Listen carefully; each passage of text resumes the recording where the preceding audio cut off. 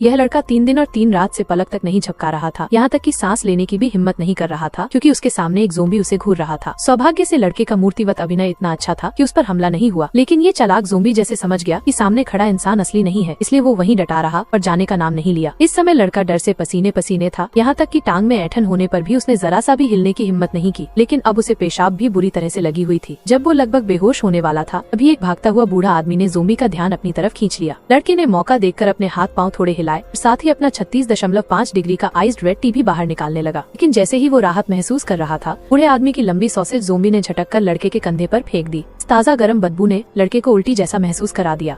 पर जब उसने बगल में गाड़ी धकेलने का नाटक कर रहे अपने साथी छोटे काले को बेपरवाह देखा, उसके अंदर भी जीतने का जज्बा जाग गया। उसने जबरदस्ती सब कुछ निगल लिया। लेकिन तभी उसकी नजर पड़ी, छोटा काला अपने खास हुनर का इस्तेमाल करते हुए ज़ोंबी की नाक के नीचे से आगे बढ़ रहा था। अगर उसे 1 साल और मिलता, शायद वो सच में भाग निकलता। अगर अचानक उसकी गाड़ी में एक इंसान का ताज़ा सिर गिर पड़ा, जिसकी गरम गरम बदबू से छोटे काले ने अपनी सारी आंतें उलट दी। ज़ोंबी को लगा कि उनके साथ धोखा हुआ है और वे झुंड बनाकर उस पर टूट पड़े।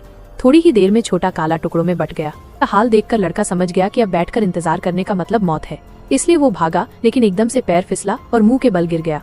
मजबूरी में वो लंगड़ाता हुआ आगे बढ़ा, सोचा कि दीवार से टिककर थोड़ा आराम कर ले, पर थके बिना पीछा करने वाले ज़ोंबी तुरंत पास आ गए।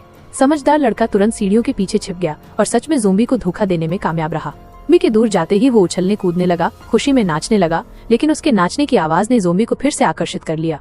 लड़के ने फिर से नकली इंसान बनने की कोशिश की, लेकिन जो ज़ोंबी एक बार ठगे जा चुके थे, वे भला अब उसे छोड़ने वाले थे क्या?